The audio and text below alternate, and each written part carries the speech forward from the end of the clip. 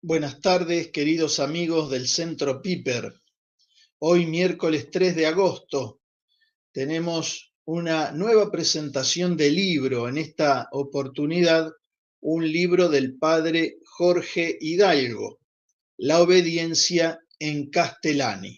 La obediencia en Castellani. Una alegría de poder encontrarnos, aunque sea así virtualmente, en este espacio, en este canal del Centro Piper para la presentación de libros. La anterior presentación fue la del doctor Sergio Raúl Castaño, que nos ha saludado en el chat, así que también lo saludamos ahora, sobre el tema de Esquiu. Esquiu, prócer liberal o teólogo de la cristiandad. Tienen el video también aquí en el canal para poder ver esta presentación. Bueno, hoy decimos entonces, tenemos el honor y la alegría de contar con la presencia del padre Jorge Hidalgo. El padre Jorge nació en la ciudad de la Santísima Trinidad el día de la primera aparición de la Virgen de Fátima durante la guerra justa que Argentina libró contra Inglaterra por las Islas Malvinas. Estudió en Ingeniero Luigi La Pampa, Argentina. Ingresó al Seminario San Miguel Arcángel de El Volcán, San Luis. Fue ordenado sacerdote el día 20 de marzo del 2009 por cercanía a la fiesta de San José. Luego de distintos destinos como sacerdote, actualmente es vicario parroquial en la parroquia San Juan Bosco de Colonia 25 de Mayo, La Pampa, desde el 6 de mayo de 2017. Desde el Día de la Virgen de Guadalupe, emperatriz de América del año 2017, es licenciado en Educación Religiosa por la Universidad FASTA. Ha recibido también el título de la Maestría de Bioética de la Universidad Anáhuac de México el 12 de diciembre de 2020. Así que con gran alegría, padre Jorge Hidalgo, lo recibimos y le agradecemos por este tiempo para compartir con nosotros la presentación de su libro. Gracias, padre. Bueno, no, gracias a usted, Cristian, al Centro Piper y por la invitación para difundir un poco la buena doctrina. Así es, esa es la idea, esa es la idea. Padre, bueno, estamos acá con la excusa de su libro, ¿no? La obediencia en Castellani. Eh, un hombre Castellani, un hombre tan prolífico, ¿no? Tan prolífico. Así que queríamos empezar preguntándole cómo se le ocurrió en este pozo tan hondo del pensamiento de Castellani elegir este tema para investigar y para que termine siendo hoy un libro. Bueno, cómo no. Sí, sin duda la obediencia es un tema muy importante en el mundo actual, en el mundo civil y mundo eclesiástico, y es además un tema neurálgico en el pensamiento de Castellani. De hecho, todos conocemos de la vida de Castellani, por ejemplo, del libro de Randle, que es el biógrafo de Castellani, todas las acusaciones que le hicieron a él acerca de la desobediencia, ¿no? Exacto. Recordamos también las cartas, ¿no? Las famosas cartas, y habla de una de las cartas, de la carta de la obediencia, en el libro Cristo y los fariseos, por ejemplo, ¿no? Y Así de es. hecho, también lo expulsan, lo terminan expulsando de la compañía de Jesús, ¿no? Acerca de, tildándolo de desobediente, ¿no? O sea que en Castellani sin duda es un tema neurálgico, es un tema muy importante, es un tema central, ¿no? Y hay otros temas centrales, ¿no? Que también, dicho sea de paso, sería bueno que alguno agarre la posta y que los analice, ¿no? Por ejemplo, ¿no? De paso aprovecho a decir, antes de olvidarme, ¿no? Que el libro tiene un pequeño apéndice de un examen de conciencia que hizo el padre Federico Hayton sobre los pecados farisaicos vistos por Castellani. Y este es otro tema central, ¿no? Otro tema Exacto. muy importante en Castellani, el fariseísmo. Pero bueno, también sería un tema muy importante de hacer un análisis en toda la obra de nuestro cura, ¿no? De quien estamos hablando, ¿no?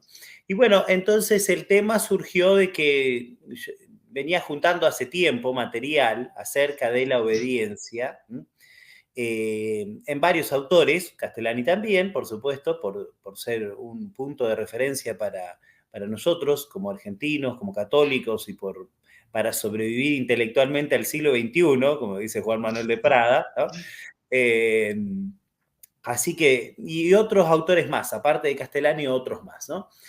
Y entonces lo que se hace un poco en el libro es comparar la doctrina que sostiene Castellani con la doctrina tradicional de la Iglesia y afirmar que es exactamente la misma. Y como, bueno, como he dicho, como me quedó varias cosas en el tintero, porque todo no se podía presentar y trabajar, sobre todo porque fue hecho para un trabajo de la universidad y donde siempre hay plazos que cumplir, y entonces tenía que sí o Exacto. sí terminarse en tal fecha. Entonces, por esa razón, analicé solamente, comparé a Castellani solamente con Santo Tomás, que de hecho, como sabemos bien, es el doctor común de la Iglesia Universal y que siempre, como dijo el Papa León XIII, se aprende un año más estudiando a Santo Tomás que estudiando toda la vida a todos los padres y doctores de la Iglesia, ¿no? Así que me quedé con Santo Tomás por esa razón, ¿no? Hay algunas referencias a otros autores, por supuesto, de la tradición, ¿no? Pero sobre todo me quedo con el doctor Angélico. Y entonces en esa comparación entre la doctrina de Castellani comparándola con la doctrina de Santo Tomás, quedan al descubierto otras errores, digamos, ¿no? Que se fueron dando a lo largo de la historia de la espiritualidad, a lo largo de la concepción errática que tiene a veces la gente, ¿no? Y no pensemos solamente en el mundo civil, también en el mundo eclesiástico, como decíamos recién, ¿no? Exacto. Por ejemplo, citar un caso, ¿no? Con este tema de la ley del aborto, ¿no? Entonces la gente dice, pero es ley, entonces tengo que obedecer, y no sé, yo soy doctor, o soy médico, o soy anestesista, o soy enfermero, ¿no? Y entonces viene toda ese problema que dice, ay, no, pero esto es ley y me obligan, cuando en realidad uno sabe muy bien que la ley injusta no obliga.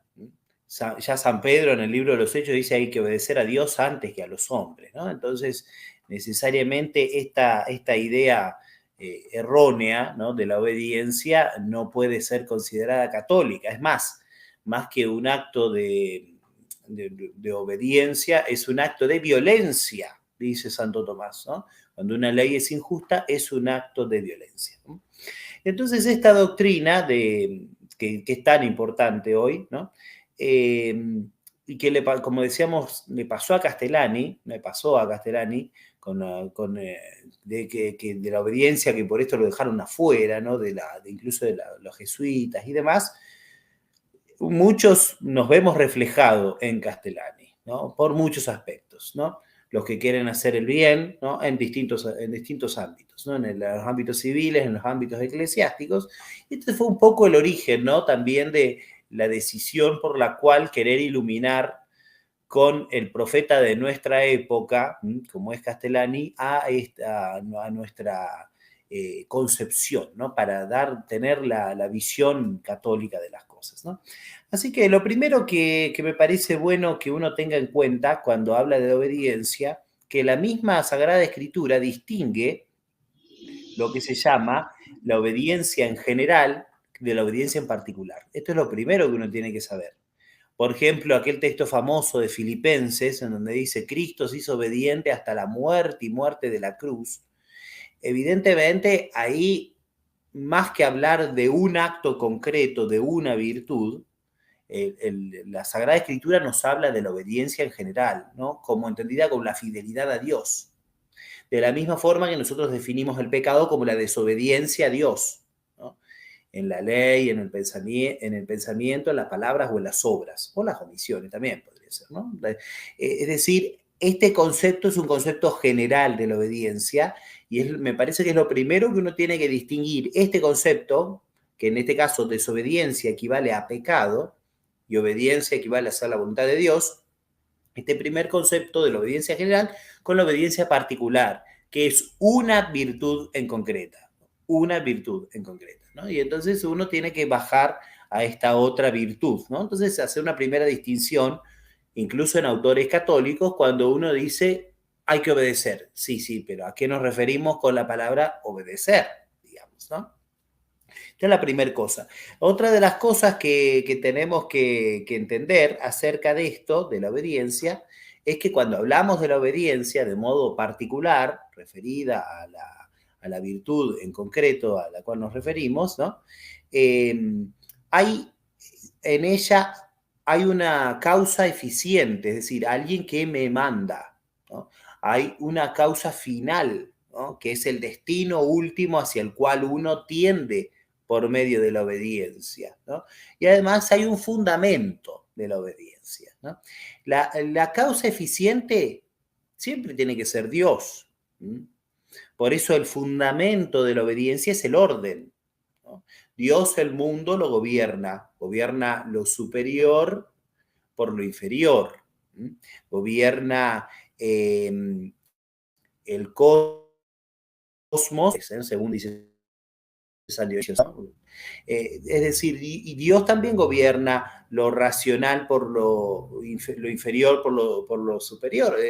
Gobierna a los niños por sus padres, por ejemplo, ¿no? Entonces hay que ver que hay un orden del cosmos que Dios ha establecido, un orden del macrocosmos, ¿no? Y del ser humano particularmente, ¿no? Entonces, el fundamento de la obediencia es ese orden del cosmos, ¿no? Y si hay algo que se distingue en Dios es la sabiduría, por supuesto, ¿no? Por eso el mundo inanimado, ¿no? La sabiduría que es la que tiene, que participa, en este caso de los ángeles, participan del poder de Dios, ¿no? Para gobernar lo existente. De la misma forma tiene que ser así la obediencia, ¿no? Tiene que estar la sabiduría, ¿no? Y tiene que saberse la autoridad inmediata, tiene que saberse que está bajo una autoridad superior, ella también que tiene que obedecer, que es Dios, ¿no? Por eso, si la causa eficiente es quien me manda particularmente aquí y ahora, ¿no? Esa es la causa, podemos decir, alterna, ¿m? Pero hay una causa superior, ¿m? A la cual todos deben obediencia, quien me manda a mí y yo que soy el mandado, ¿no? Por lo tanto, esto es lo primero que uno tiene que saber, ¿no? Que también el superior debe obediencia y tiene que seguir, en este caso, obedeciendo a Dios, ¿no?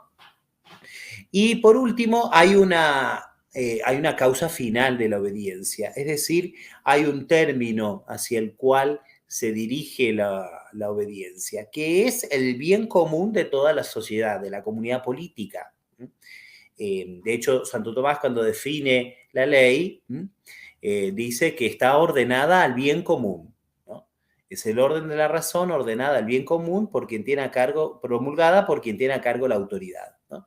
Entonces esa ordenación al bien común es la causa final, ¿no? Es lo que le da el motivo. Entonces, si la orden, ¿no? De la autoridad, digamos, intermedia, porque Dios no va a hacer esto, ¿no? Se desdice del bien común, ¿no? Del bien común trascendente, del bien común inmanente, del bien común de la persona, porque nosotros no somos solamente cerebros, podemos decir así, ¿no? Tenemos cuerpo y alma, ¿no? Entonces, si no condice con la perfección propia del ser humano, de la persona humana, evidentemente, ¿no? Es algo que no está ordenado al bien común, y por ende uno se da cuenta aquí que ya hay un trastoque de la obediencia. Por eso es que estas partes que son analizadas en el libro cuando se pone la definición que da Castellani acerca de la obediencia, son muy importantes ya para ir dilucidando el tema de la obediencia, ¿no? En base a las partes de la virtud, ¿no? Y otra de las cosas que se agrega con respecto a esto, ¿no? También para jerarquizar adecuadamente la obediencia, es la jerarquía de las virtudes. Castellani dice muchas veces que la obediencia es una virtud moral y no es una virtud teologal, ¿no? Y esto también es muy importante, ¿no? Una verdad de perogrullo, digamos, ¿no? También Santo Tomás lo dice casi así expresamente, ¿no? Una verdad media obvia, pero a veces en la práctica a nosotros nos pasa que uno dice, usted obedézcame y haga lo que yo le digo. Y si no, ¿no? Si no recae sobre mí, digamos, ¿no? Recae sobre mí, ¿no? Cosas que alguna vez alguno ha escuchado, ¿no? Y que yo ahora repito, digamos, ¿no? Evidentemente no es así, porque la obediencia es una virtud, sí, sin duda, no lo vamos a negar, está en pero hay una jerarquía de las virtudes, ¿no? Y ante todo, como nosotros sabemos muy bien, esa jerarquía ante todo está en las virtudes teologales, ¿no? Las virtudes teologales son las más importantes, porque la causa eficiente, ejemplar y final es Dios, ¿no? O sea, el principio, el ejemplo, el término de esas virtudes es el mismo Dios. Y por esa razón son las principales de las virtudes. O sea, primero la fe, la esperanza y la caridad. O en orden de importancia, la caridad, la esperanza y la fe. Por esa razón, estas virtudes, no puede decir, usted por obediencia celebre la misa a la Pachamama, digamos, no sé. No se puede, digamos, ¿no? Porque ahí se va en contra o de la virtud de la fe o bien de la otra virtud que sigue en importancia, que, que es la virtud de la religión, ¿no? Entonces, evidentemente, las virtudes más importantes son, primero, las teologales. Después, en segundo lugar, la prudencia. Y esto es muy importante rescatar, y ahora voy a extenderme sobre este tema. Después la religión, porque la religión es la justicia que se refiere a Dios, ¿no? O sea, la justicia, en el esquema de Santo Tomás, en algunos se da una igualdad, ¿no? Cuando yo voy a comprar 1 kilo de azúcar y le pago al almacenero lo correspondiente al kilo de azúcar, ¿no? Entonces, la cosa que está al medio, ¿no? El azúcar es lo mismo que el dinero que le doy, digamos, ¿no? Para que sea una relación justa, ¿no? Pero hay la relación con algunas personas, hay un defecto en la exigibilidad, porque esas otras personas son más importantes que yo, ¿no?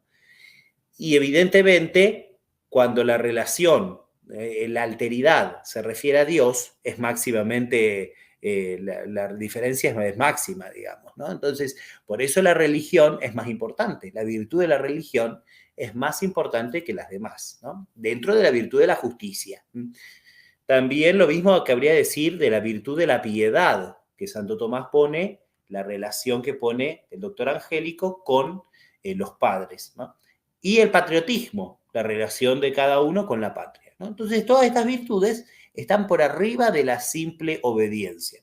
Es cierto que acá también es necesario hacer una aclaración terminológica, porque uno dice yo obedezco a Dios y puede ser tomado como virtud propia, ¿no? Y en este caso sería la virtud de la religión. O yo obedezco a mis padres y también es una virtud propia, ¿no? Pero en este caso, nuevamente, cabría encuadrarla dentro de la virtud de la piedad, ¿no? O obedezco a la patria y por eso, no sé, juro la bandera o asumo tal oficio en favor de la nación, digamos, ¿no? Bueno, pero ahí cabría encuadrarla dentro de la virtud del patriotismo, ¿no? La obediencia es siempre, Santo Tomás la considera dentro de la virtud de la observancia, donde hay que distinguir la dulía, ¿no? O sea, la reverencia a la autoridad correspondiente, junto con la obediencia propiamente dicha, ¿no?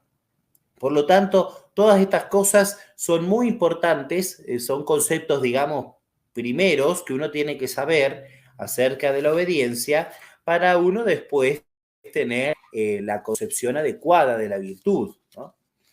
Y otra cosa muy importante también a considerar, muy importante, es aquella famosa frase que dice nuestro Señor cuando le piden el impuesto al César, ¿no? Que dice Cristo, dad al César lo que es del César y a Dios lo que es de Dios, ¿no? Entonces, en esta frase muy famosa, que no vamos a comentar ahora el texto bíblico, digamos, ¿no? Sabemos bien que los judíos le tendían una trampa, digamos, ¿no? Bueno, pero más allá de todo esto, que sin duda es verdad, ¿no? Aquí nuestro Señor establece dos clases de potestad distintas, ¿no? Al César lo que es del César, es decir, la autoridad civil en la potestad civil, y a Dios lo que es de Dios. Y esto quiere decir que hay una potestad distinta de la del César, que es la potestad eclesiástica. Entonces, la autoridad eclesiástica tiene su función dentro de la potestad, dentro de su jurisdicción eclesiástica. Entonces, uno también aquí, esto no quiere decir que el poder civil pueda hacer lo que quiera, porque si Cristo dice, dad al César lo que es del César y a Dios lo que es de Dios, el César también es de Dios, ¿no? Entonces, la autoridad civil también está sometida a Dios, ¿no? Entonces, esto también, digamos, no es que la autoridad pueda decretar o mandar cualquier cosa, ¿no? La ley, digamos, escrita tiene que hacer referencia siempre a la ley natural, ¿no? Que en definitiva es Dios el autor de la ley natural. Pero es importante esta doble distinción, ¿no? De tal forma de que no puede a mí la autoridad civil mandarme algo a nivel eclesiástico, o no puede a mí la autoridad de nivel eclesiástico mandarme algo de potestad civil. Viene enseguida a la mente lo que tristemente ha pasado en grandísimos lugares del mundo con la famosa, la llamada pandemia, digamos, ¿no? Ha mandado cerrar los templos, ¿no? ¿Y quién es la autoridad civil? Nuevamente decimos, ¿no? ¿Quién es la autoridad civil para meterse en el fuero eclesiástico? No tiene potestad. Y así podemos poner muchos ejemplos. Y al revés vale lo mismo. Vale exactamente lo mismo. No puede la autoridad de índole eclesiástica mandar algo en el fuero puramente civil. No tiene potestad. Distintos son las potestades que son de índole mixto. Es decir, las Castellania dice la educación, los matrimonios, los juicios, en algunos juicios, ¿no? Entonces esas evidentemente, como el hombre es cuerpo y alma, entonces puede haber una doble interferencia o interrelación entre la potestad civil y la eclesiástica. Entonces, evidentemente, ahí es necesario, por ejemplo, hacer un concordato, ¿no? Un concordato entre la Santa Sede y el Estado argentino, por ejemplo, ¿no? O algo que aclare y que dictamine, ¿no? O que se diga, por ejemplo, como debería ser, que el matrimonio civil es el mismo que el matrimonio religioso para los católicos, ¿no? Porque cuando ya se metió la ley de matrimonio civil, por ejemplo, en la Argentina, evidentemente ya fue un cercenar el poder eclesiástico propio de la Iglesia, por ejemplo, porque hasta entonces no existía, digamos, ¿no? Y siempre los nacimientos, las defunciones y los matrimonios se cotejaban en la iglesia, por ejemplo, ¿no? Y son distintas interferencias, ¿no? Que va habiendo, ¿no? Y que dejan en claro que hay una dificultad, ¿no? Al entender la virtud de la obediencia. Y que esto se fue dando a lo largo de los siglos, ¿no? O sea, hay una deformación en la virtud, ¿no? Y que, bueno, incluso algunos exponentes nuestros, digamos, ¿no? Que es necesario también tener en cuenta.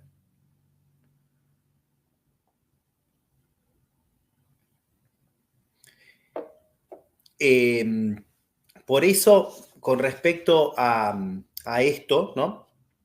Es muy importante que el que manda tenga la sabiduría que viene de Dios, ¿no? De hecho, en la Sagrada Escritura, sabio es el prudente, ¿no? Y la prudencia, por esta razón, todo esto que estamos comentando y diciendo, la prudencia es la virtud que debe brillar tanto en el que manda como en el que obedece. También el que obedece tiene que tener la sana prudencia de decir, esto sí, digamos, ¿no? Y esto va contra, o no lo puedo aplicar yo aquí y ahora. No lo puedo aplicar aquí y ahora. Porque la prudencia es, como dice la doctrina católica de siempre, es el auriga virtutum, lo llama, ¿no? Que quiere decir el auriga de las virtudes. El auriga era el jinete, digamos, ¿no? El jinete que mandaba, que dirigía el caballo, digamos, ¿no? Que dirigía de la misma forma, sin jinete, evidentemente los caballos se alocaban, digamos, ¿no? De la misma forma, sin virtud es imposible que existan, sin prudencia, es imposible que existan otras virtudes. De la misma forma. Entonces, la prudencia es la que a nosotros nos tiene que decir, esto sí y esto no. Evidentemente que uno debe ejecutar lo que se nos mandan, ¿no? Pero primero uno tiene que sopesar adecuadamente si esto es lo que Dios quiere para mí aquí ahora o no. No necesariamente eso implica un defecto o un pecado en aquel que lo manda mal. Tenemos un ejemplo en la vida de nuestro Señor, que es cuando el niño Jesús se perdió en el templo, ¿no? Se perdió en el templo. Y uno diría, ¿y cómo no le...? Y estaba la Virgen y San José, y eran sus padres, los más santísimos de todos, ¿no? Y sin embargo, Cristo no le avisó porque no pudo avisarles, ¿no? Castellani dice, en ese momento estaba sometida a otra potestad, que era la potestad religiosa, ¿no? Entonces, y Cristo se quedó allí. Entonces, esto es muy importante también para la recta concepción de la obediencia, porque aparte, además de existir la potestad civil y la potestad eclesiástica, existen distintos fueros. Incluso en el ámbito civil uno dice, bueno, está el intendente que maneja un pueblo, que es la autoridad en el pueblo, pero está el comisario dentro de la comisaría que tiene su potestad en el lugar o su jurisdicción en determinadas acciones, o está el juez que tiene otra jurisdicción, ¿no? O está el presidente de un club, por ejemplo, que tiene otra jurisdicción, y entonces necesariamente yo digamos, como ciudadano tendré que conducir de una forma sometiéndome a una ley, pero cuando voy al club tendré que respetar la normativa interna, ¿no es cierto?, de cómo vestirse en el club, no sé, digamos, ¿no? Entonces, es necesario también ver que existen distintas sociedades y distintas autoridades, ¿no? Y entonces, nuevamente, no puede a mí mandarme no sé, el presidente de un club cómo tengo que andar yo por la calle, porque eso está fuera de su jurisdicción y su ámbito. Nuevamente, ¿no? Entonces, esto pone a cada cosa en su lugar, ¿no? Esa es la idea, digamos, ¿no? Entender e interpretar lo que cada cosa, dónde tenemos que obedecer y cómo obedecer, digamos. Ese es el tema. Y lo fundamental es buscar siempre la contemplación de la verdad, que esto es el fin del hombre, ¿no? Si uno se pone a ver el Evangelio, dice, esta es la vida eterna, que te conozcan a ti, único Dios verdadero y tu enviado Jesucristo. Entonces, por eso decíamos que la autoridad tiene que ser el sabio, ¿no? La autoridad ha de ser el sabio, ¿no? El que gobierne, el que contemple el fin del ser humano, ¿no? Y entonces, en base al fin, es como se debe guiar adecuadamente hacia los súbditos, ¿no? El fin, ante todo, que como sabemos muy bien, el fin es Dios, ¿no? El fin último del ser humano es Dios. No solo Dios es el fin humano, el fin del ser humano individualmente considerado, también es el fin del ser humano de modo general, porque la sociedad no es nada más ni nada menos que el conjunto de seres humanos. Entonces, por eso nosotros hablamos de bien común trascendente, y como bien común trascendente nos dirigimos a Dios. Por eso, nuevamente decimos, el fin de la autoridad política, ¿no? De la autoridad civil o de la autoridad eclesiástica, ha de ser Dios. Entonces, cuando la autoridad civil se olvida de Dios, ¿no? Entonces ahí, evidentemente, uno ya ve que hay un desfasaje en la concepción de la obediencia. Uno obedece, por supuesto, no sé, las leyes de tránsito, por más de que ¿no es cierto?, la autoridad sea ateo, ¿no? Como es ateo, entonces uno obedece las autoridades de las leyes de tránsito igual, por supuesto, porque hace al bien común, digamos, del lugar, digamos, ¿no? A la recta circulación si no hay un accidente, digamos, ¿no? Pero la autoridad, en su recta concepción, no puede olvidarse que el hombre es un ser para el cielo, es un ser para la eternidad.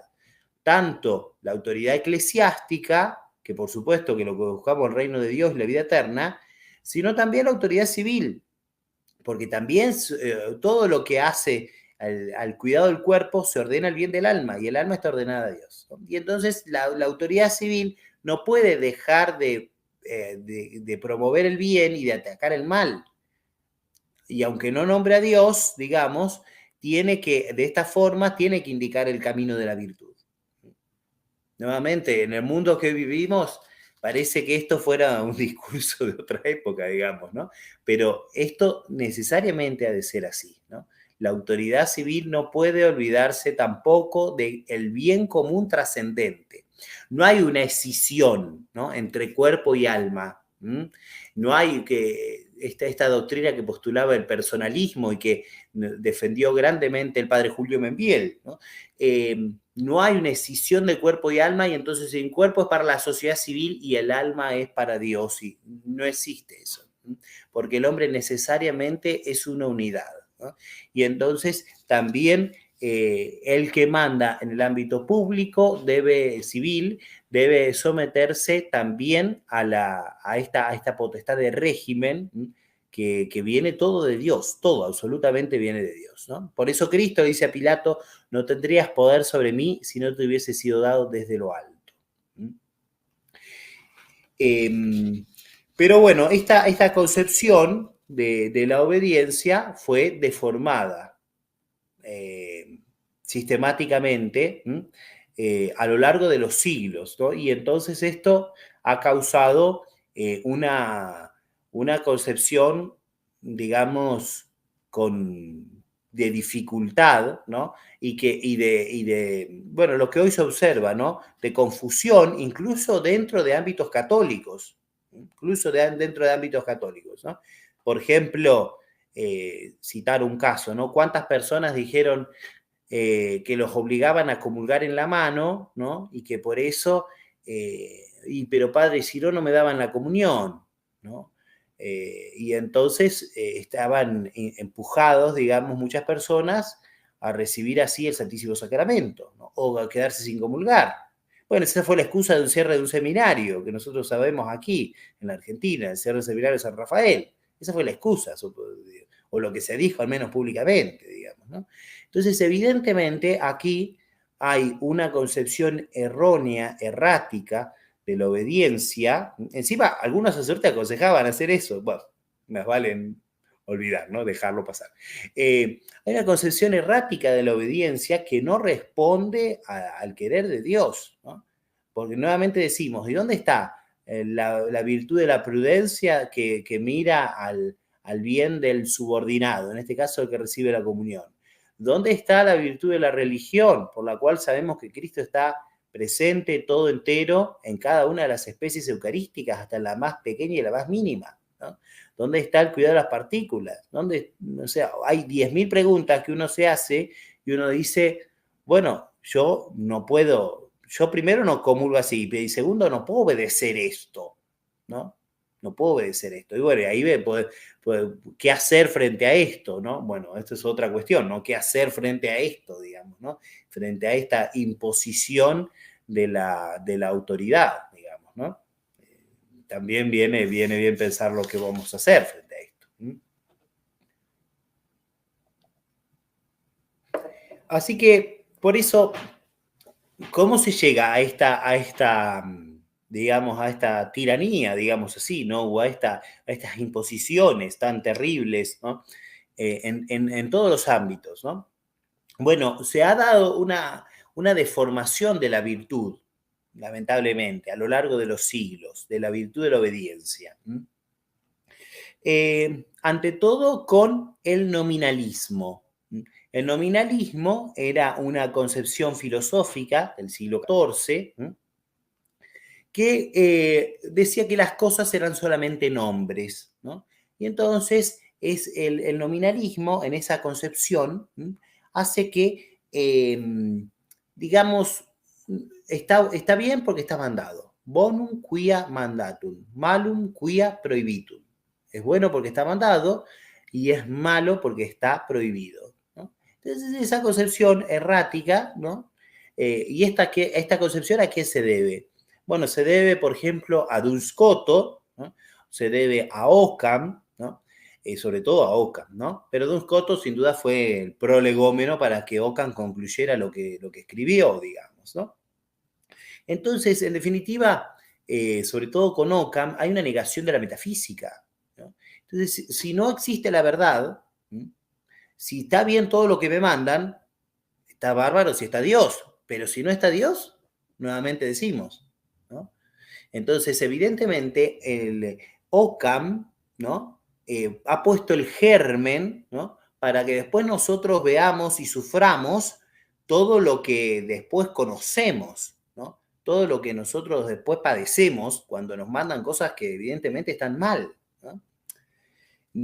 Esto evidentemente no fue el único error del siglo XIV, ¿no? Este es un tema que apenas aparece citado ahí en el libro que estamos presentando, que es la devoción moderna. Es un tema muy importante, que muchos autores lo han desarrollado, ¿no? Pensamos, por ejemplo, en García Villoslada, en Antonio Caponeto, Padre Javier Olivera, etcétera. Muchos autores lo han desarrollado y es un tema muy importante que se mete incluso en órdenes religiosas, podemos decir así, entre comillas, tradicionales, que dice, no, usted obedézcame y haga lo que yo le digo. Sí, pero un momento, ¿no? Por más que digan, obedézcame y haga lo que yo le digo, puede ser que lo que me dicen está mal, ¿no? ¿Dónde está la prudencia del súbdito?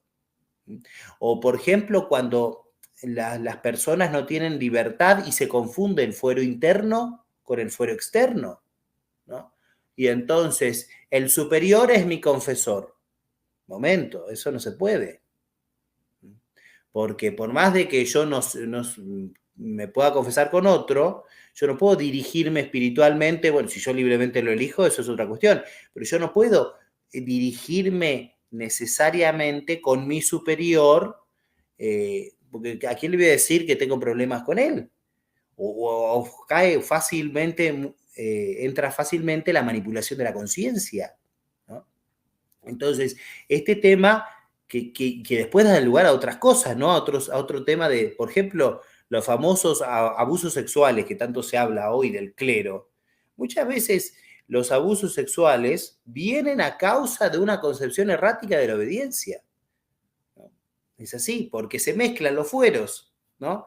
Y entonces, bueno, muy simple, ¿no? Obligan a los niños a hacer, o jóvenes a hacer determinadas cosas, total, te confesás conmigo. Momento. Aparte de que tiene una pena canónica terrible, ¿no? Excomunión late sentencia, es decir, automática, ¿no?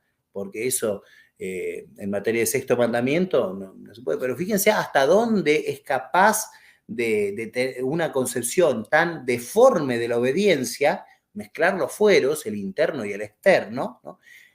Hasta dónde es capaz de perjudicar gravemente, ¿no?, a los súbditos. Es el primer paso, digamos, ¿no? El de la devoción moderna, la del siglo XIV. Castellani dice, es el hombre prometeico sobre el hombre joáneo, dice, ¿no? El hombre joáneo es el hombre contemplativo, ¿no? Ante todo el sabio, ¿no? El que dirige la barca hacia el fin, ¿no? El que mira el fin, el bien común, el fin último del hombre, ¿no? Y ahora el hombre prometeico, el hombre que se quiere hacer a sí mismo, el hombre que es la medida de todas las cosas, en famosa dicho de aquel sofista Protágoras, ¿no? Entonces, ese es ahora el hombre del nominalismo, porque ya la verdad no existe. Entonces, como no existe, la pongo yo. Ese es el inicio de la crisis posterior, ¿no? En segundo lugar, la deformación de esta virtud de la obediencia vino con la contrarreforma católica, aunque parezca paradójico lo que estoy diciendo y muchos se sorprendan, ¿no? ¿Qué fue la contrarreforma católica? Fue el movimiento católico, muy bueno, sin duda, del siglo XVI, que combatió el protestantismo. Sin duda fue bueno, digamos, ¿no? Particularmente nos referimos a la Compañía de Jesús, a los jesuitas, ¿no? Fue bueno, pero puso algún germen, ¿no?, en la concepción de la espiritualidad, de la obediencia, que es erróneo y que está mal, ¿no? Y entonces Castellani, por supuesto, como buen jesuita que es, él intenta excusar e intenta quitar de culpa a San Ignacio, ¿no? Pero en realidad él mismo analiza, el mismo Castellani analiza textos de San Ignacio, textos de San Alonso Rodríguez, ¿no? Y también nosotros podemos analizar a Francisco Suárez, que si bien no es santo, ha sido sin duda el, el teólogo de la Compañía de Jesús por antonomasia, ¿no? Y todas las interpretaciones, muchas interpretaciones de Santo Tomás han sido dadas desde la filosofía de Francisco Suárez. Y que muchas veces Francisco Suárez se comporta como un comentador de Santo Tomás y a veces se comporta como un detractor de Santo Tomás, ¿no? Entonces, todas estas concepciones han ido influyendo, ¿no? Y pongo 2 ejemplos nomás, porque así después pueden leer en el libro todo lo otro, ¿no? La concepción de la obediencia de entendimiento, que según San Ignacio y San Alonso Rodríguez es el tercer grado de obediencia. Bueno, y esto evidentemente no existe la obediencia de entendimiento, porque yo no puedo dejar de pensar. Nuevamente decimos, es necesario recuperar el concepto de prudencia en el súbdito. Entonces el súbdito, lo que sabe que está mal, no puede obedecerlo. En conciencia, si no se condena a sí mismo, empezando por ahí mismo, digamos, ¿no? Entonces no existe la obediencia de entendimiento. No tenemos que obedecer perinde a cadáver, ¿no? Así, palabra de San Ignacio, ¿no? No existe la obediencia ciega, ¿m? Que más que obediencia ciega es un obediencialismo, ¿m? No existe. Incluso el magisterio reciente de la Iglesia ha condenado la obediencia ciega, ¿no? Hablando en contra de la carrera armamentística de la guerra, ¿no?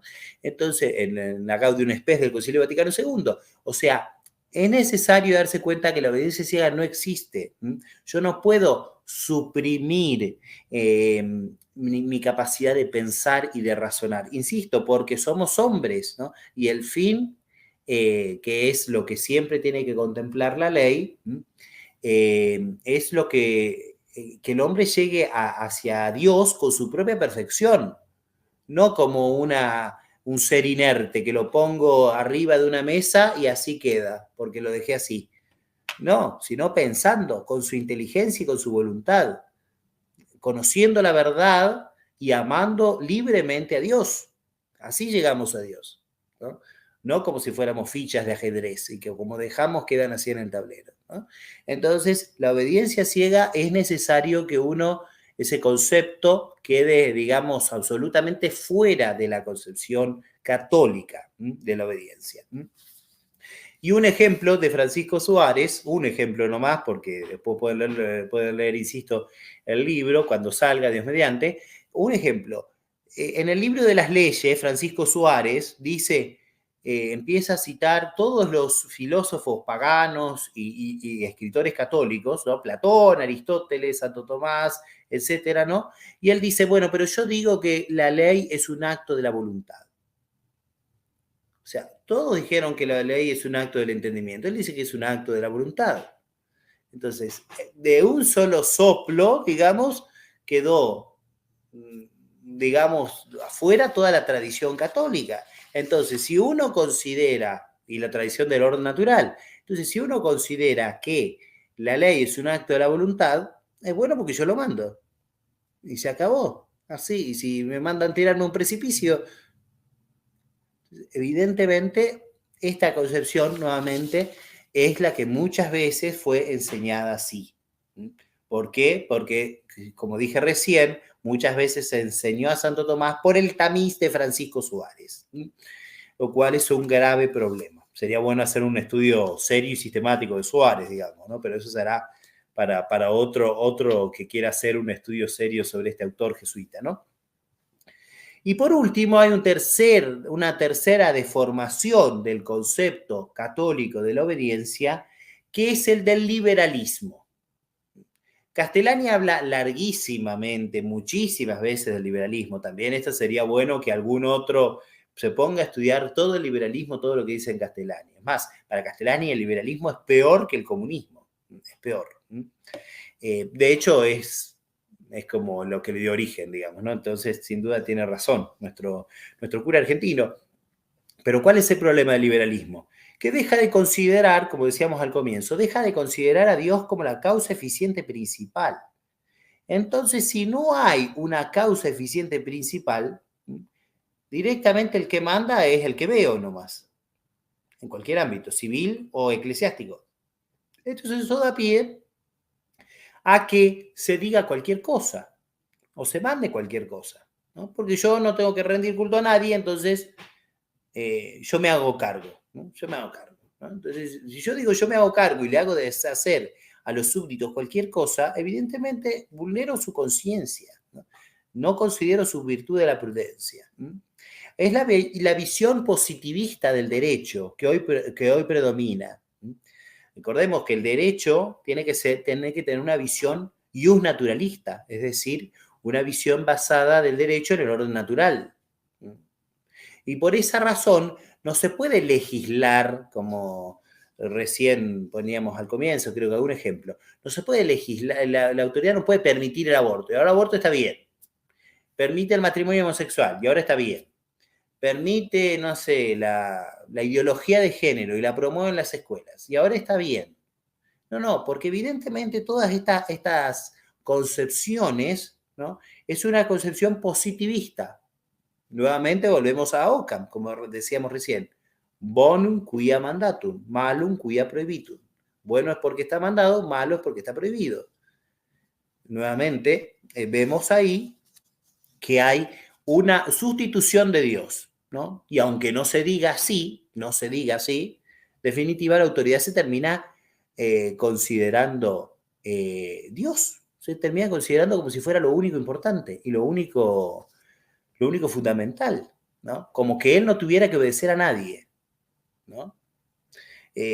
Por esto es también muy importante rescatar el concepto de ley natural, ¿no? Y rescatar este concepto de la relación que tiene que tener la ley escrita con la ley que está antes, ¿no? Que es nuevamente la ley que Dios ha dado a los hombres, ¿no? La ley natural, que no es sino la participación de la ley eterna en la criatura racional, como dice Santo Tomás. Y que es un concepto incluso de los paganos, ¿no? Muy, muy interesante este tema también para ahondar en otro momento, digamos, ¿no? Pero que no aparece aquí en el libro esbozado, ¿no?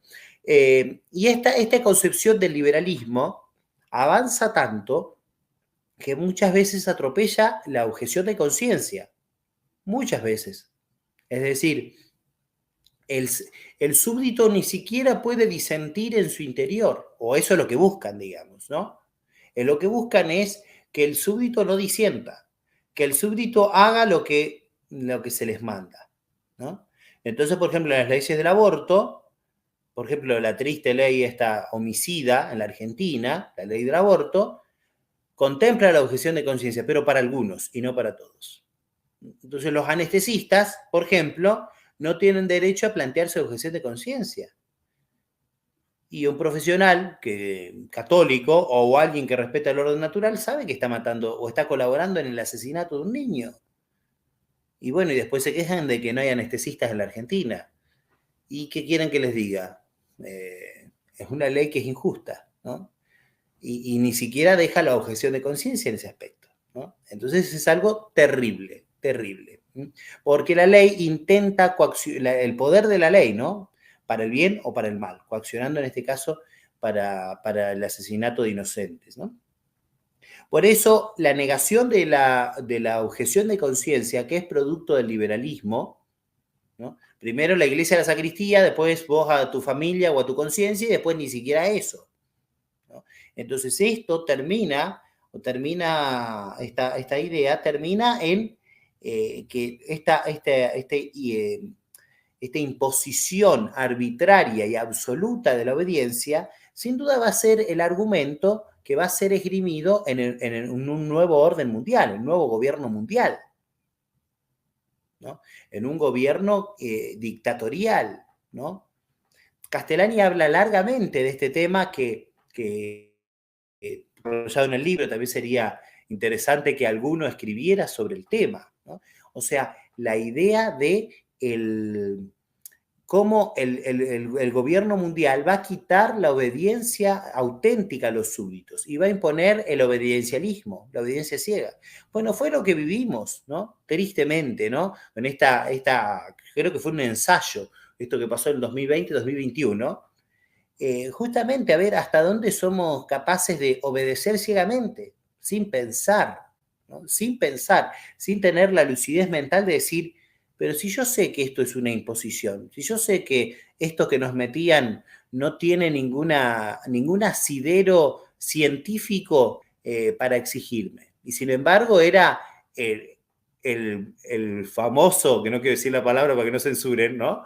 El famoso papelito era necesario a veces para salir a viajar, ¿no? O para hacer determinados, no sé, trámites, ¿no?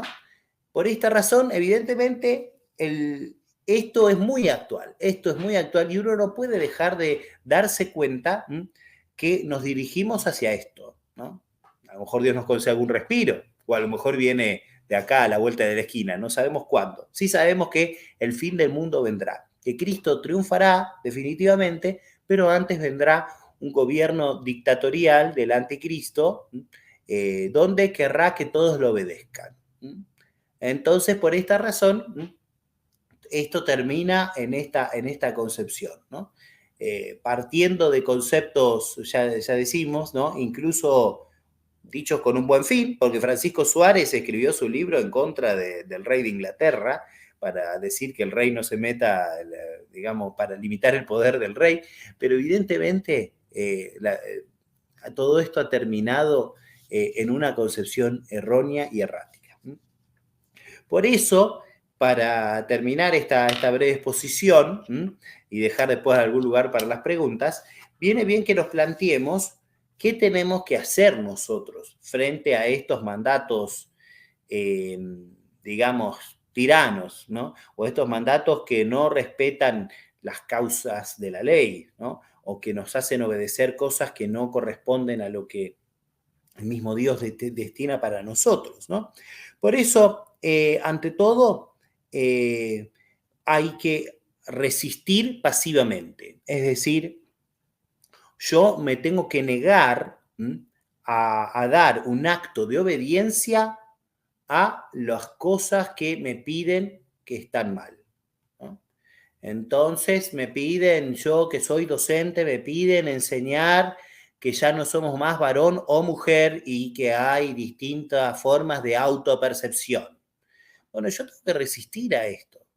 Yo no puedo enseñar esto. Pero me lo manda el director, me controla el coordinador, algún alumno me puede delatar. Bueno, aunque me pase esto, que uno conoce casos, yo no puedo ser servil al sistema. Yo no puedo plegarme a obedecer esas cosas que en sí mismas están mal, ¿no? Entonces me tengo que negar a obedecer, ¿no? Pero esto a veces no alcanza. A veces es necesario un segundo paso, que es la resistencia activa legal, que es decir, yo me niego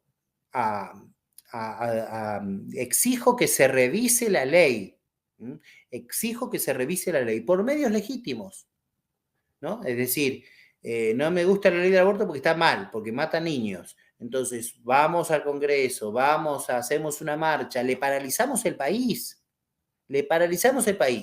porque el aborto está mal y este gobierno lo aprobó, entonces le paralizamos la Argentina. No le pagamos más un impuesto, no vamos no mandamos más los niños a la escuela, le paralizamos la Argentina. ¿Por qué los católicos no hacemos esto? Por ejemplo, le paralizamos la Argentina. No hacemos más nada. ¿Quieren que vayamos? No vamos. No lo hacemos, ¿no? Falta una organización, digamos, para pensar de esta forma, ¿no? Pero esto que estamos diciendo lo hicieron los cristeros. Lo hicieron los cristeros en México. Hicieron una resistencia activa.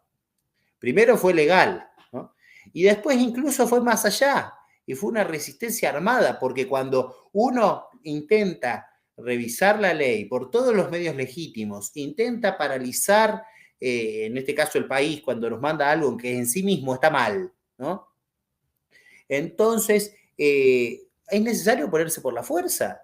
¿Cómo puede ser que el Estado mexicano haya decretado que se cierren las iglesias, que los sacerdotes que no eran de México estén fuera del país? ¿Cómo puede ser que haya matado y asesinado impunemente a un montón de cristianos, ¿no? Laicos, sacerdotes, etcétera?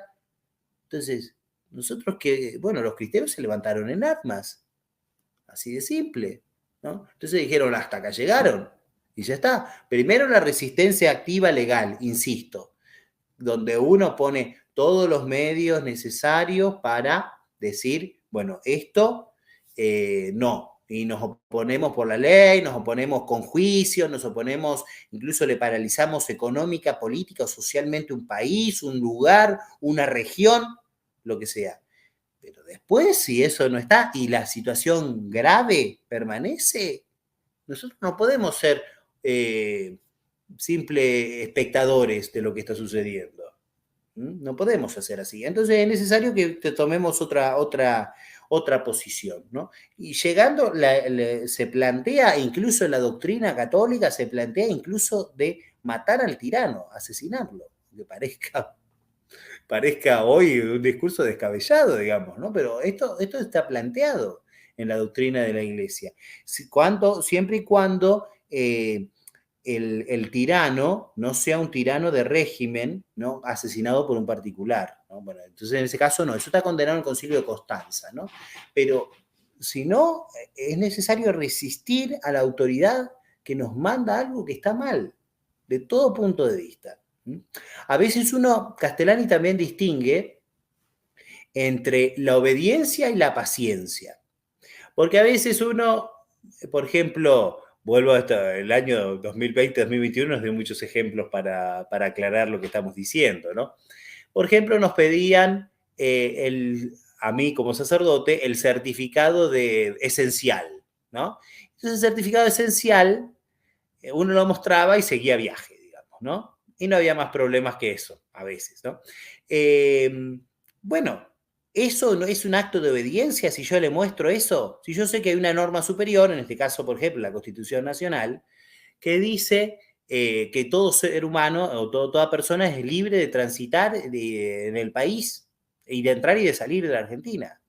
Tengo que mostrar eso. Bueno, Castellani ahí dice que algunas cosas se aceptan por paciencia, ¿no? Entonces también esto es necesario. Algunas cosas uno hace lo que nos mandan, pero está mal, pero uno lo acepta por paciencia. Siempre y cuando, por supuesto, esa paciencia no traicione o no vaya contra el fin del hombre, ¿no? Contra el orden natural. Entonces, ¿se obedece? No, ¿no? No se obedece, ¿no? Se tiene paciencia frente a un mal presente.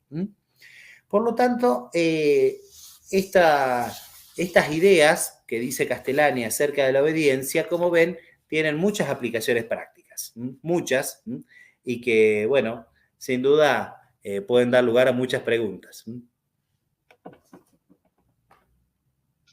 Padre Jorge, muchas gracias por esta exposición tan clara y esta bocanada de aire fresco, que es escucharlo atentamente y qué bendición que lo tengamos en nuestro país y qué bendición que esté este libro, que aunque no está en papel, sí está publicado en formato digital, y que cualquiera que esté interesado en este libro, que tiene mucho para nuestros hombres de hoy,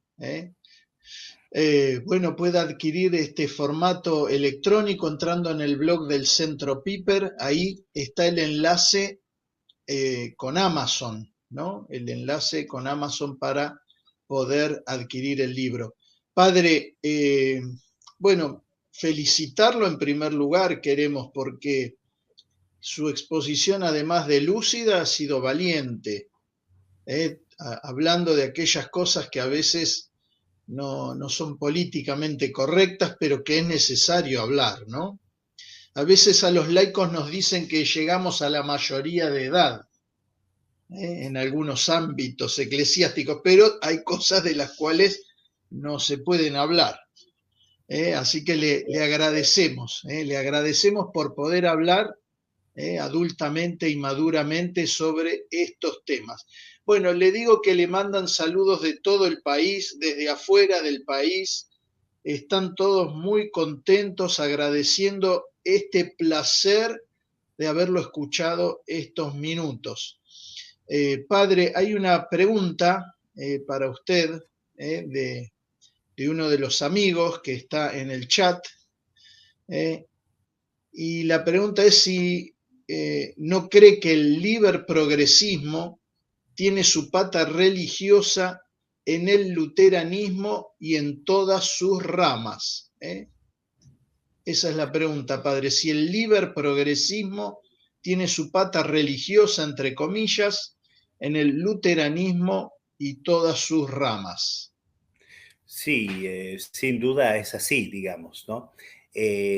Porque también, bueno, la figura de Lutero no es analizada en el libro particularmente, pero hay que recordar que una de las fuentes de Lutero es la filosofía de Occam. Es la filosofía justamente esta del nominalismo, ¿no? La devoción moderna hizo mella en la concepción de Lutero, ¿no? Así que sí, sin duda, nuevamente era la gran influencia que tenía Lutero, ¿no? Y de hecho, él juzgaba la iglesia, ¿no? Y entonces la potestad religiosa, que podía tener sus defectos, no todos lo sabemos, antes de la contrarreforma católica, los papados eran a veces más mecenazgos que ocuparse de lo espiritual, ¿no? Tenía sus defectos temporales, pero eso no habilitaba a que Lutero hiciera su propia iglesia, hiciera ¿no?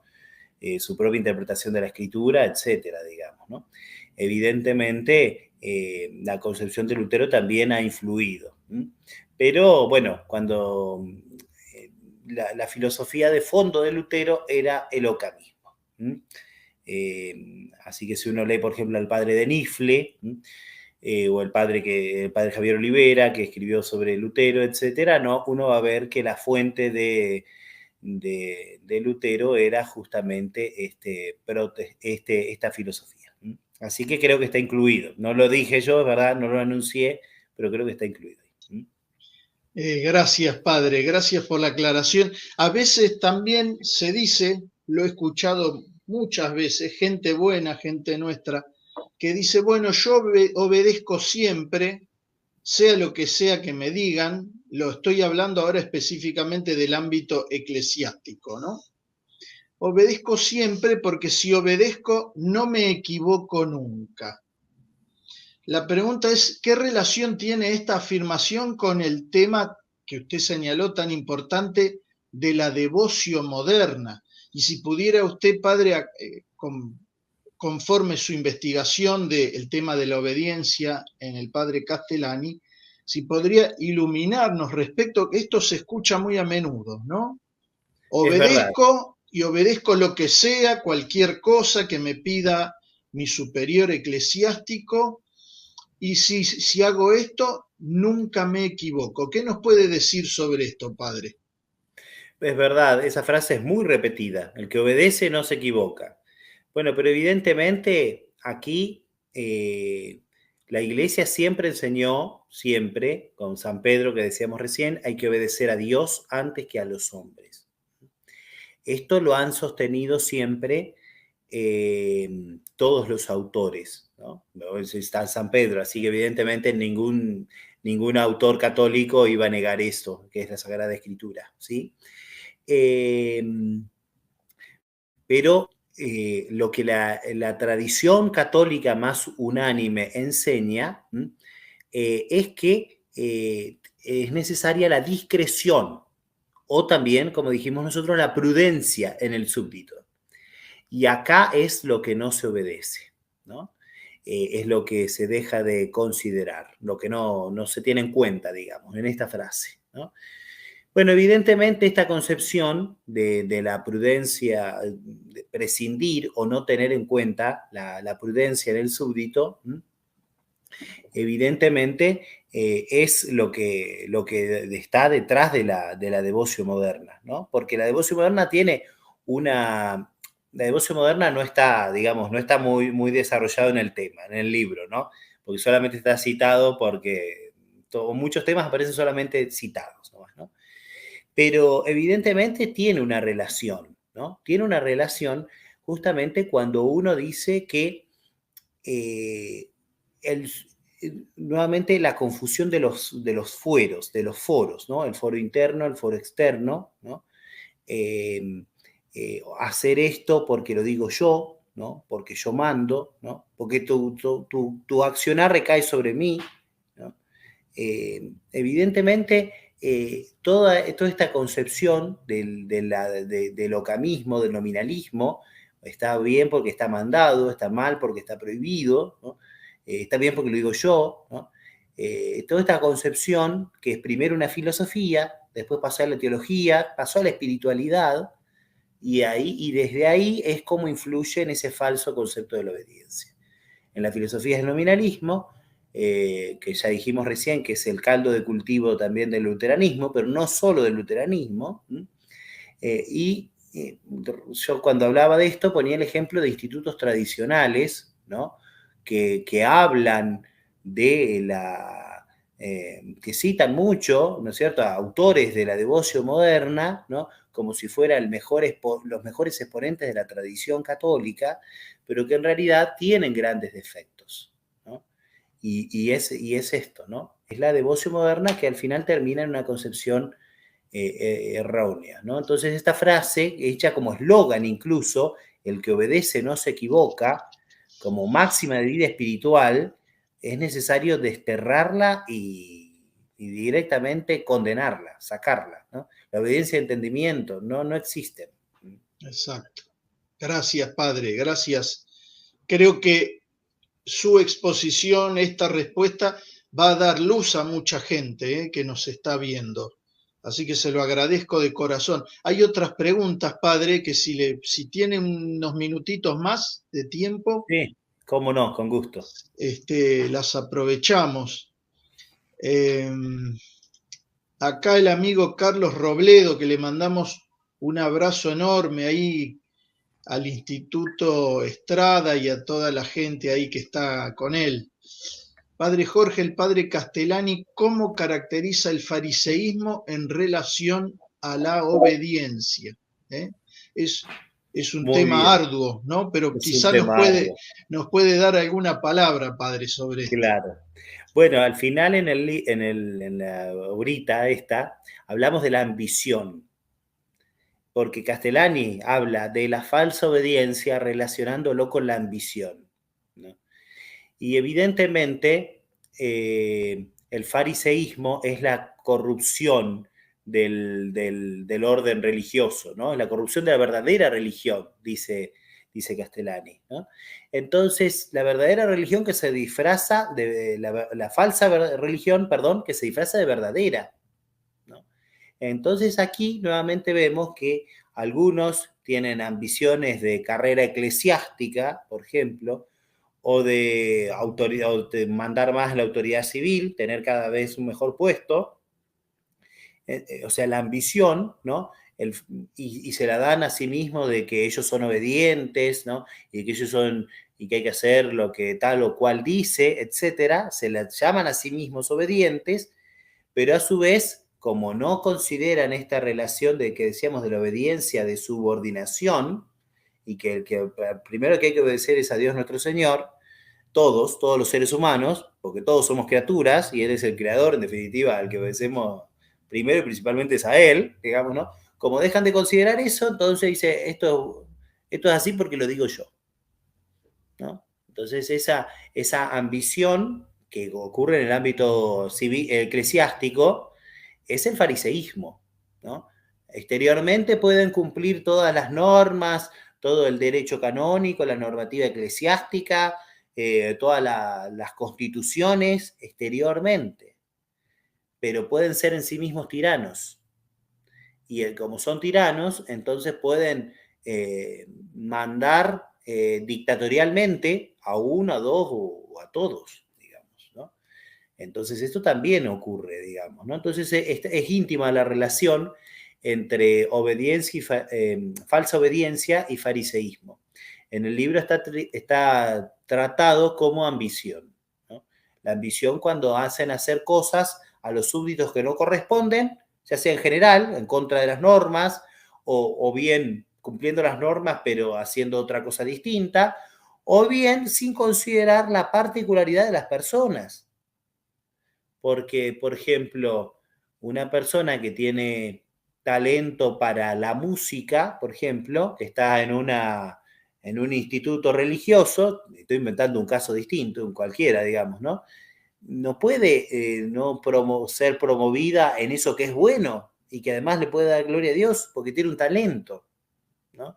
Entonces, aquí ahora para ese súbdito es bueno que el superior potencie su capacidad, digamos, para que así mejor sirva a Dios, ¿no? Entonces, o bien a una persona enferma le mando yo, porque soy el superior, le mando algo imposible. Entonces, una persona que, ¿no es cierto?, la mando a cualquier lado, a vivir, a trabajar, a hacer, pero tiene un problema grave de salud, del que sea, digamos, ¿no? Entonces, evidentemente, eh, hay un... pero yo cumplo la norma y yo mando lo que quiero. Bueno, pero nuevamente la ambición ahí se mezcla con el fariseísmo, con la falsa obediencia. Así que sí, sin duda, muy buena la pregunta.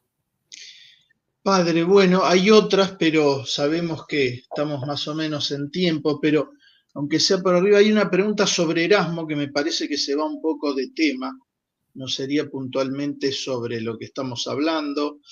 Eh, y una pregunta sobre la unidad con otras religiones y qué opinión tiene, si es posible esta unidad con otras religiones. Y la otra, las últimas dos serían si se atenta contra la unidad cuando el que manda no tiene en cuenta el bien de la sociedad o el bien de la iglesia. ¿Eh?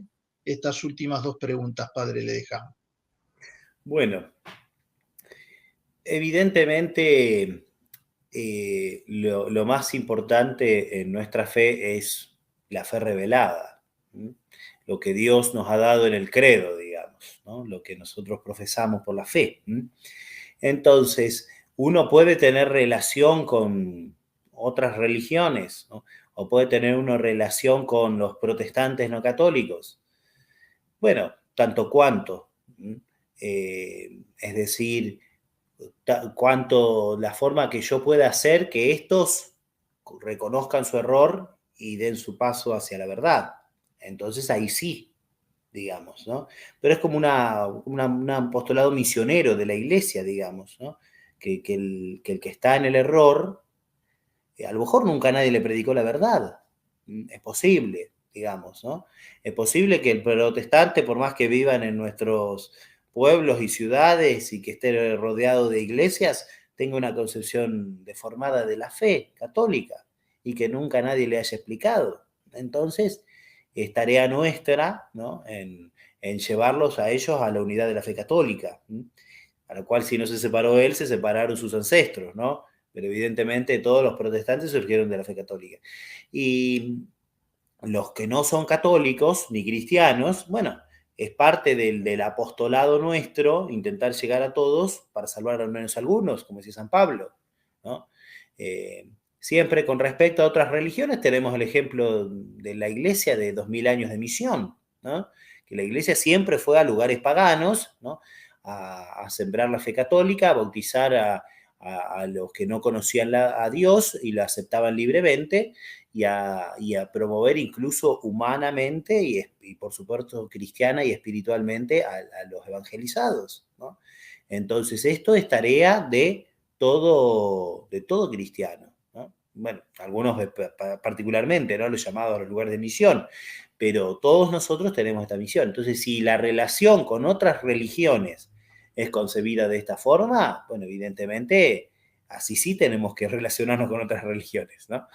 Pero si la relación con otras religiones consiste en una unión sincrética, ¿no? Es decir, cada uno aporta ¿no es cierto? El budista trae el Buda y el musulmán trae a Mahoma, y nosotros llevamos, no sé, el llamador de ángeles, qué sé yo, digamos, ¿no? Evidentemente esto no es una concepción de que la iglesia tiene la plenitud de la verdad, ¿no? ¿Cuál decir que la iglesia tiene la plenitud de la verdad? No quiere decir no descubrir las semillas del verbo, este es el discurso que se usa, ¿no?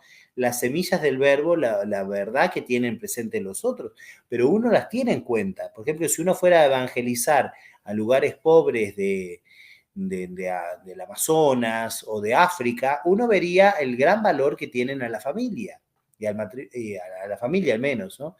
Y entonces esos valores, o a los ancianos, ¿no? Entonces esos valores uno los tiene en cuenta en la evangelización, ¿no? Entonces es necesario distinguir, ¿no? Cuando uno dice tener en cuenta de otras religiones, bueno, tomar lo bueno en el sentido, si respetan la familia, claro que se lo vamos a aceptar. Pero si el hombre es común para él que tenga 4 mujeres, por más que esa sea su religión, eso no se lo vamos a aceptar. Porque eso va en contra del matrimonio natural y el matrimonio como Dios lo ha dicho en el Evangelio. Es necesario distinguir, es una pregunta bastante, digamos, extensa, digamos, ¿no? Bueno, me Una olvidé la segunda pregunta parte. ardua, una pregunta ardua. Sí, Padre, sí. bueno, ahora sí que nos están lloviendo preguntas. Vamos a tratar de hacerlas rápida y brevemente para no dejar a nadie afuera, pero no abusarnos tampoco del tiempo. Bueno, quedaba pendiente una pregunta que es si atenta contra la unidad cuando el que manda no tiene en cuenta el bien de la sociedad o el bien de la iglesia. Sí, evidentemente, si la autoridad se extralimita de su función, ¿no? Mandando cosas que no debe o en el ámbito que no debe, ¿no? O sin considerar el bien común, que es el fin de la sociedad, entonces evidentemente esto va en contra la autoridad atenta contra la unidad. Ese es el Exacto. problema, ¿no? La autoridad atenta Bueno, contra la unidad.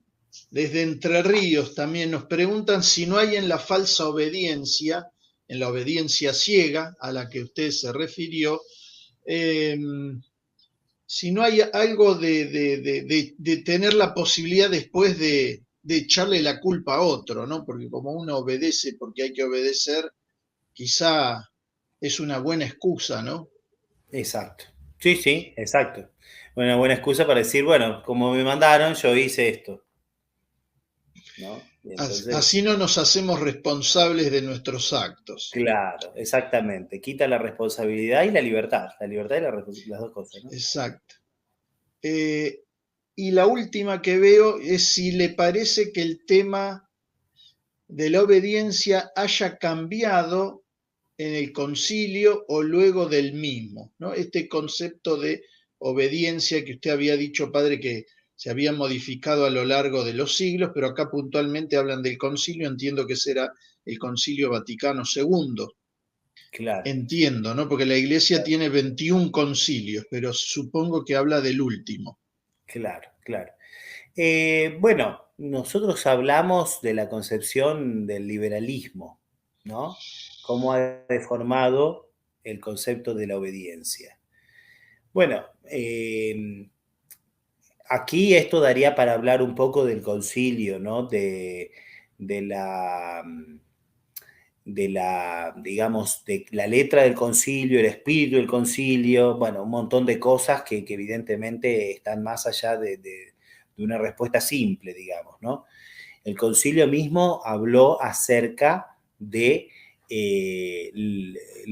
condenando la obediencia ciega. Yo en la exposición hice referencia a un texto de la Gaudium Spes, ¿no? O sea, el concilio lo desaprueba, digamos, diciendo que uno no se puede amparar en esa concepción, ¿no? Y después todos los papas han hablado de esto, ¿no? Por ejemplo, se habla, Benedicto XVI tiene su discurso en Ratisbona, donde habla de la primacía de la verdad y de la contemplación. Hay un estudio de Beatriz Reyes sobre el tema, ¿no? Sobre la primacía del logos, ¿no? por ejemplo, ¿no? Pero además de esto, siempre la Santa Sede ha aclarado. Por ejemplo, hay un documento que ahora me viene a la memoria sobre el comportamiento de los políticos en la vida pública y cómo tienen que actuar los políticos, ¿no? Entonces, evidentemente, sobre todo cuando hay leyes en contra del orden natural y del bien común, ¿no? Entonces, la Iglesia siempre ha iluminado este tema, ¿no?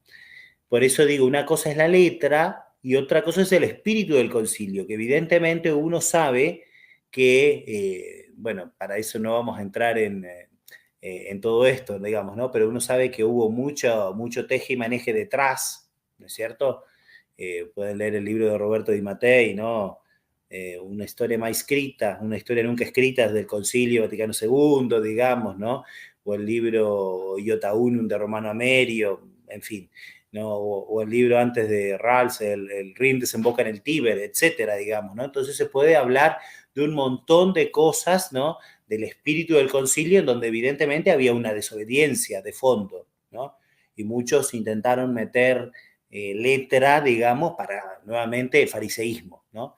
Meter letra para después decir, justificar tal o cual acción o hacer después lo que se ocurrió, digamos, ¿no? Evidentemente, en ese aspecto sí, hay que decir claramente sí.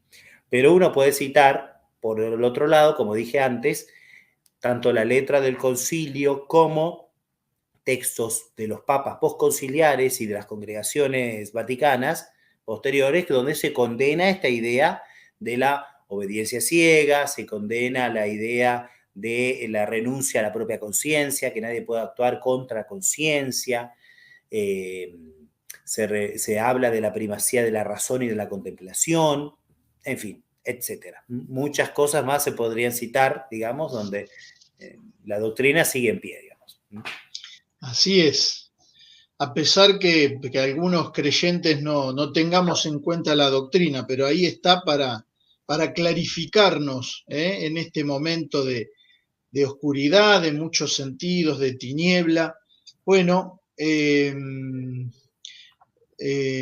Raúl, la pregunta suya ya la contestó el padre en la exposición justamente, y siendo positiva la respuesta. Y provida, bueno, esperemos que los cristianos sí obedezcamos la doctrina de nuestro Señor, que es aquel que nos guía, que nos orienta, que es nuestro líder. Bueno, padre, la última que la sacamos de la manga. Ayer fue un aniversario del padre Julio Membiel, que Exactamente. junto con el padre Castellani, estos dos curas bien argentinos, bien gauchos, han sido verdaderos faros, ¿no? Para nuestra Argentina y para nuestro tiempo. Y usted escribió un artículo sobre el padre Membiel eh, para el aniversario del día de ayer. Eh, Exactamente. Nos gustaría poder terminar esta presentación uniendo, como estuvieron tantas veces en esta vida, uniendo al padre Castellani con el padre Membiel, y ahora pidiéndole una palabrita, porque quizá alguno todavía no conoce quién era el padre Julio Membiel. ¿Qué nos podría decir en 5 minutos del padre Membiel y por qué merece este recuerdo tan especial en estos 49 años de su desaparición? ¿Por qué el padre Membiel todavía, como el padre Leonardo Castellani, siguen dando que hablar, siguen formando, siguen iluminando, ¿no?, las conciencias? Así es, tal cual. Sí, sí, es que no nos damos cuenta de los grandes dones que Dios nos ha dado a nuestra patria, ¿no? Tenemos que revalorizarlos y estudiarlos más y más a fondo, ¿no? Bueno, de hecho, estoy estudiando la obra del padre Julio, particularmente con su tema de la cristiandad, que como dijo Sakeri, es el teólogo de la cristiandad más importante, ¿no? Entonces, y justamente quien nos da este orden, digamos, ¿no? Quien analiza todos los temas, ¿no? Es el padre Julio, ¿no? Ayer, el 2 de agosto, se cumplió 49 años de la muerte del padre Membiel, Su muerte todavía, algunos dicen que fue un accidente, otros dicen que un accidente fue provocado, ¿no? O sea que todavía hay cierto halo de misterio con relación a su propia muerte, ¿no? Porque de hecho el padre Julio estaba amenazado de muerte, ¿no? Y es un sacerdote de Buenos Aires que tuvo tanto que ver en tantísimas cosas, ¿no? Cosas de orden práctico, por ejemplo, su parroquia era literalmente una piecita, y cuando hizo de nuevo la iglesia, el cardenal Copello dijo, esto es una catedral, ¿no? Cómo arregló la iglesia. Hizo el Ateneo de Versalles, un salón inmenso con todos los deportes habidos y por haber, con cine, con 10.000 cosas. Fue el fundador de los Scouts católicos en Argentina. No solo tuvo él el primer grupo, el grupo número 1, que es el grupo de la salud, sino que además fundó la USCA, la Unión de Scouts Católicos Argentinos, ¿no? Una caridad exquisita, a veces hasta regalar su propio colchón y durmiendo en el piso, ¿no? O sea, literalmente así, ¿no? O teniendo monedas según la cantidad de personas que venían a pedir, algunos pobres más y otros menos, ¿no? Bueno, hasta de esas cosas así tan de la parroquia, ¿no? Y tan apostólicas, ¿no? Y hasta ser a nivel intelectual el primero que reconoció y refutó los errores de Maritain, por ejemplo, del personalismo, que algo de referencia hicimos recién, ¿no? Y de tener una importancia capital, ¿no? Cuando murió, Castellani dijo que se murió el párroco del país. Y creo que fue eso, ¿no? O sea, desde el punto de vista intelectual, ¿no? También una clarividencia absoluta, digamos, ¿no? Fundó sus propias revistas, ese artículo que usted, Cristian, decía recién, hace referencia a esto, ¿no? El padre Membiel como publicista católico, ¿no? Escribió en tantísimas revistas argentinas y a nivel internacional, y además publicaba sus propias revistas justamente para difundir la verdad católica, ¿no? Bueno, justamente ayer se subió a internet la revista Nuestro Tiempo, ¿no? Todos los números. Así que faltan las otras, ¿no? Así que si alguno que nos está escuchando también quiere hacer un servicio a Dios y a la patria, sería muy bueno, que escanee las revistas Balcón, Presencia, y bueno, la Diálogo ya está, ¿no? La Balcón y la Presencia, que son las revistas que faltan del padre Julio. Pero sin duda su enseñanza, su magisterio, ¿no? Él estuvo detrás de la fundación del antiguo y glorioso seminario de Paraná, que tanto bien ha hecho a la Argentina, formando tantos sacerdotes. Así que, de hecho, se reunieron en su casa, Monseñor Tortolo y el padre Alfredo Sáenz, y el padre Echeverri Boneo, se reunieron en la casa del padre Julio, ¿no? Y entonces el padre Julio le dijo, usted no nos va a traicionar como nos traicionó, y nombró otro obispo antes, ¿no? Que tuvo que cerrar el seminario, que se le armó un lío terrible en su diócesis a causa del tercermundismo, ¿no?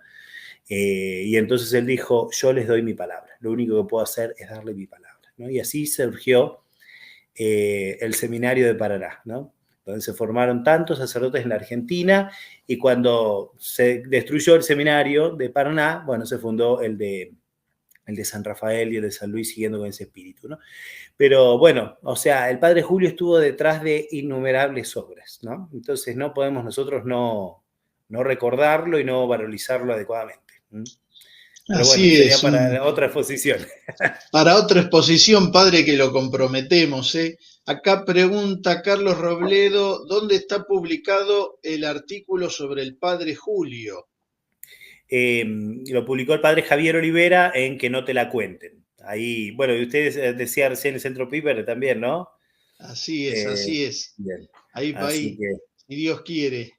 exacto. Leandro Blasquez, bueno, felicitaciones. Leandro Blasquez del Centro Leonardo Castellani, ahí de Rosario, también le mandamos un fuerte abrazo y saludos a toda la gente buena ahí de Rosario y en el caso de Carlos de Santa Fe. Padre, tengo que repreguntarle algo porque me están llegando al celular algunas preguntas que Bueno, cómo creo no. que están contestadas, pero nos vamos a abusar un minuto más de su paciencia, porque concluyen todas en más o menos esto. ¿Qué podemos hacer frente a un mandato injusto? ¿Eh? Es comprometedora la pregunta, pero es más o menos lo que están preguntando. Creo que la contestó usted, pero Sí, quizá sí. al final conviene Para cerrar un redondearlo. poquito con esto. Bien. Sí, Castellani distingue entre la obediencia y la paciencia. La paciencia frente a órdenes que en sí mismas no van contra la virtud, contra la verdad o contra la propia prudencia, y uno se somete solamente para, poníamos el ejemplo cuando piden, en el año 2020 o 2021 pedían cierta documentación, ¿no? Y entonces uno la tiene, uno dice, se somete por paciencia, pero uno sabe que en sí mismo hay una ordenación de la Constitución, por ejemplo, en el caso que dimos, ¿no? De la Constitución que dice que el ciudadano tiene libre circulación dentro, para entrar al país y para salir, y dentro del país, ¿no? Por un lado. Por otro lado, es necesario, frente a un mandato injusto, resistir. Es necesario que haya una resistencia a los mandatos injustos. Primero, negándose a obedecer. Padre Membiel lo llama a esto la resistencia pasiva. Y en segundo lugar, es necesario la resistencia activa legal. Es decir, es necesario que uno haga todo lo posible desde el punto de vista legal para resistir a las órdenes injustas. Presentando amparos, presentando juicios, oponiéndose legalmente, ¿no?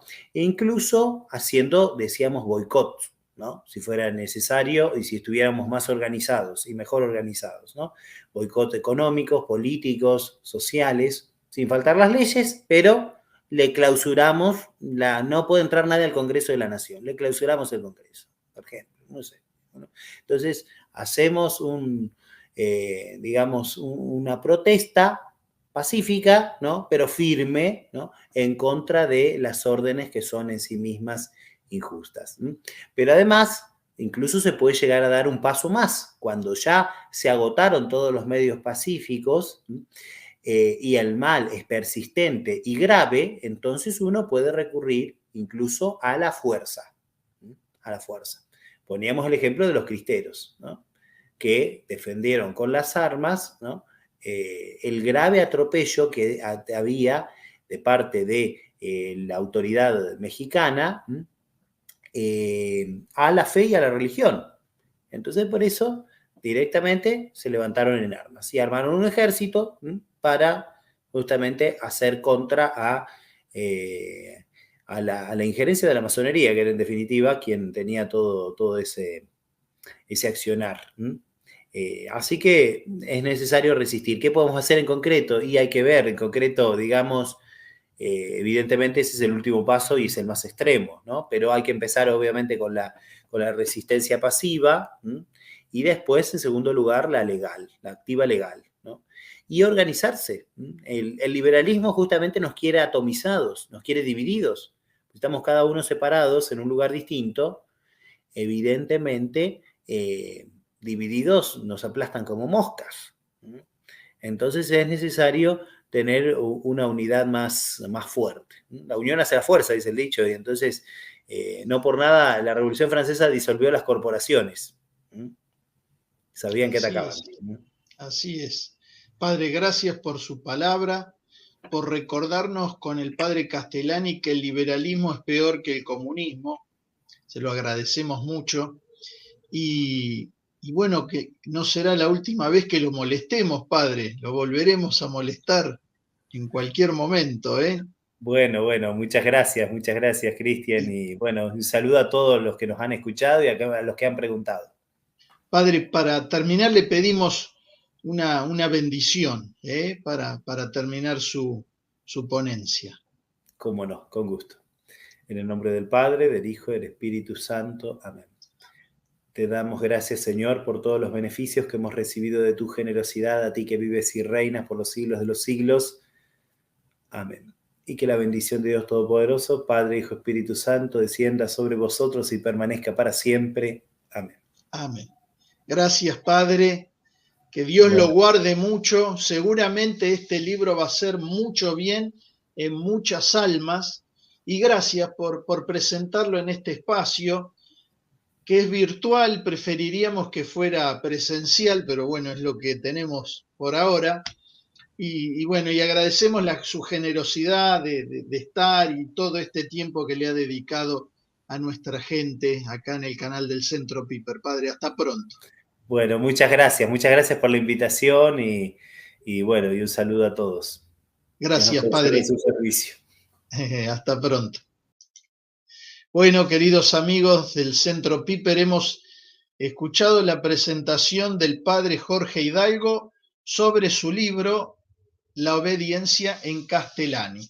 Los interesados, muchos han comentado en el chat que estaban interesados, pueden visitar el blog del Centro Piper, centropiper.blogspot.com, y entrar en el posteo de esta presentación. Al final encontrarán el enlace a Amazon para adquirir el libro en formato digital, mientras esperamos el formato en papel, que esperamos sea pronto. Bueno, amigos, gracias por los saludos. Siguen llegando los saludos. Si les gustó este tema, este libro, esta presentación del padre Jorge Hidalgo, le pedimos que le den me gusta a este video, le pedimos que lo compartan con sus amigos y que se suscriban al Centro de Humanidades Joseph Piper en este canal en YouTube para que no se pierdan la próxima presentación o conferencia. Muchas gracias por acompañarnos, muchas gracias a todos, que Dios los bendiga y será hasta pronto, hasta pronto. Gracias por permanecer fieles a estas propuestas, por acompañarnos a pesar de la distancia, de los días, del tiempo. Muchas gracias a todos.